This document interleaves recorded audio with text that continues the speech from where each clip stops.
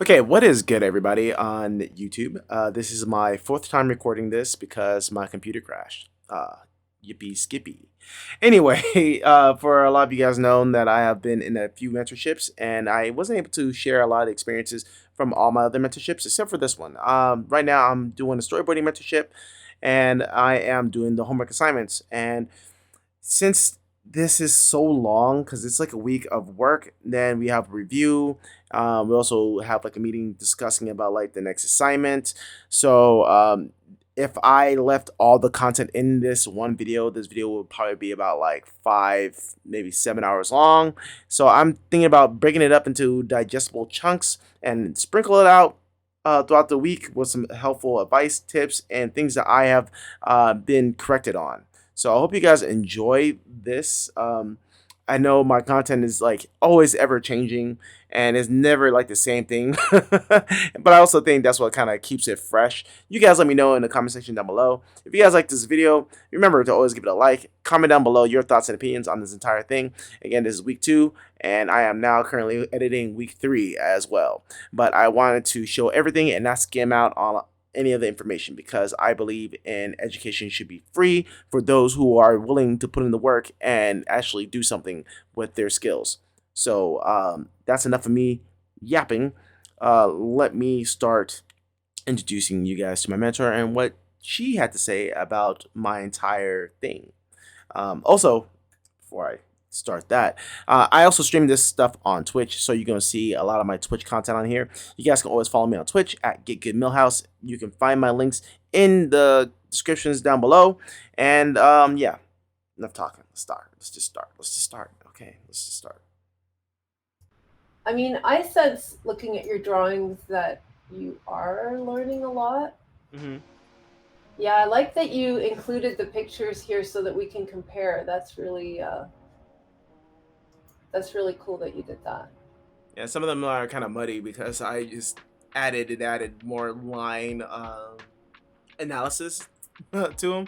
Like Yeah, I'll do the action line or the line of action, then I would do the negative spaces or draw the silhouettes of it. yeah. Um, You definitely got those line of action. yeah. Definitely.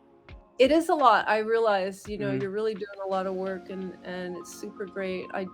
I wouldn't ask you to do this if I didn't think it was going to like tremendously push you forward quickly. Mm-hmm. And I hope you find a little bit of like, let's say, mental stimulation and like maybe it's not pleasurable, but maybe it's like Yeah. interesting. Yeah. No, it's definitely interesting. Yeah. Because before I never really like. I always like acknowledge how fluid the Disney animations, like the movies were.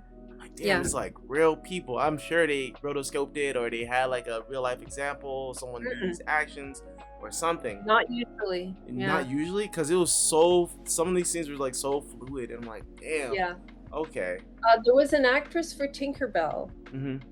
that they would film and then look at the actions. I think it's because, the essence of femininity is so subtle. Mhm. And I think um, it's hard to observe some of the things. I think that the guys who were doing the animation maybe would have had a harder time acting it out Mhm. because it's so feminine and everything. And I think they brought in a woman to kind of give them some ideas. Yeah. So sometimes it helps to have an actor.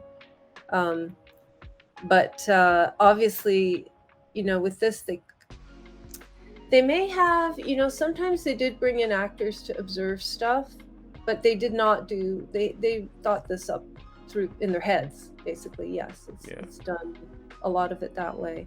Okay. Let me try to, if I screen grab, maybe I can screen grab Which it. which page? I don't know, where show me a page where you felt like you had problems with the eyes. We could take a look at it. I think it was this one. Exactly Okay. this one. Okay, let me do, what is it, Control Shift 3? Like And even then, with some of Hook's like faces, I was like, I'm not doing the eyes. Or like the thing I had. I think the size of the brush I had. I don't know what my mindset was. Like I can't do the eyes. You know what? I'm just gonna capture the body language. I'm gonna capture the acting. Right, right. It does seem like your angle is a lot more like this, and the problem is that I mean, you could if you're just like quickly sketching it, Mm-hmm. you could do it as just as a ball. Yeah. Although in the actual design, there is sort of an upper lid. Yeah. But the main thing I think is to keep in mind the angle. So if you look at this angle, that angle, like you had it tilted like quite a bit more Mm-hmm. down. So that's one thing. Um, so let's make this bigger again. Is my tilt, um, I guess, an improvement and an exaggeration of the form, or is it more of it's throwing it off? It's a tricky pose, I'll have to Mm-hmm. say. You really want to get the feeling. So eye direction is a huge part of boards. It's like one of the first things we look at when we're evaluating Mm. people because you want to feel, and this is a tricky one. So like he's really making contact. I think I just need to, but that really, oops, get the feeling of those eyes are looking at him over here. Okay, I see. Really pointing it. And sometimes what that means is if the other character is really over the shoulder of this guy, Mm-hmm. you're going to have, instead of like the eye, like let's say,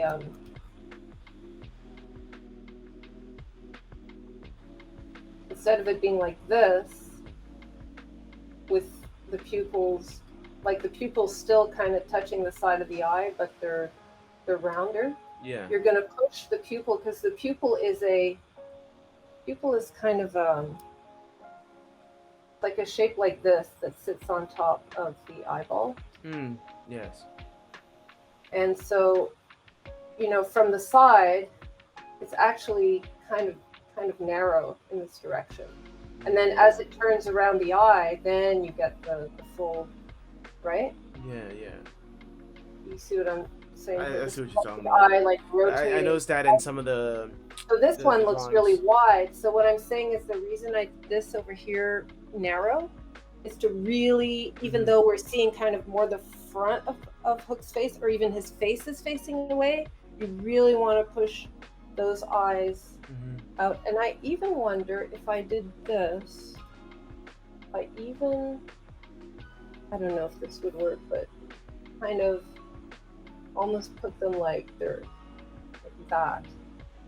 Maybe it looks more like he's looking over his shoulder. Oh, maybe not. Anyway, you play around with it. And then remember in the Grizz and Norm book, they were talking about like the eye mask Mm-hmm. and all that. So I was he's trying to got, apply that.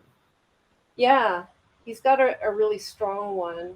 Mm-hmm. One thing you can do is bring the eyebrow down almost in contact with the eye, gives a much kind of angrier um, feeling as well. And then, yeah, your mask would be this. He has this kind of eye bag, but yeah, I guess making sure it kind of all flows, if that makes sense. Yeah, it does. Oh, there's a good example of eye direction that I'm seeing on page 003 Oh, okay. in the he. It's interesting. I draw the pupils a bit wider, but Mm-hmm. on page 003, the one that is the one, two, three, four, the fifth one, so the middle one on the lower angle, Oh, is okay. really So I see down the eyes are. with the eyes, and you can't really see the brows that much, but um, you So I can see think it was that it pupil was cut off. almost like, yeah. I think for the purposes of storyboarding, eyes are going to take a while.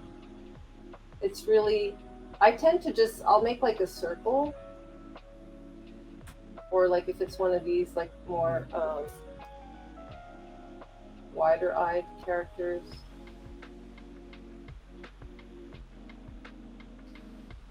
I mean, some people even just do pupils on characters.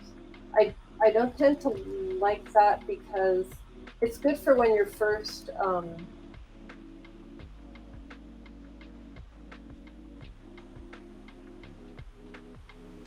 it's good for when you're first boarding things. So you want to do things like, let's say, really, really rough, and you're just like, okay, it's this character, and he's kind of looking over this way, and you could almost, even though I didn't draw the eyeballs, like you can sort of, you can feel the direction of it.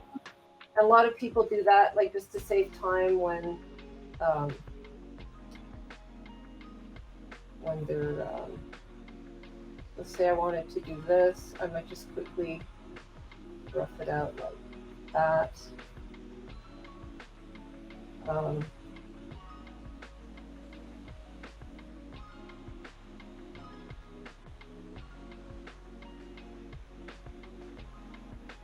Right? Yeah.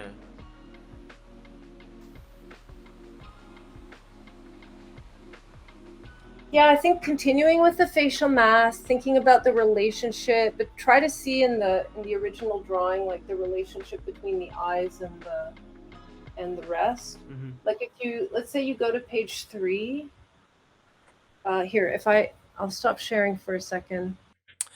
Thank you guys for watching this video. I hope you guys enjoyed it. If you guys want to watch any more of my videos, either my book reviews, mentorships, episodes, or any of my other educational content or my free resources that I like to give to other artists out there, because learning by yourself on your own is hard as hell, and I like to mitigate any of that. And if you are also not in that position that you can afford college, free education is the best way to go about it.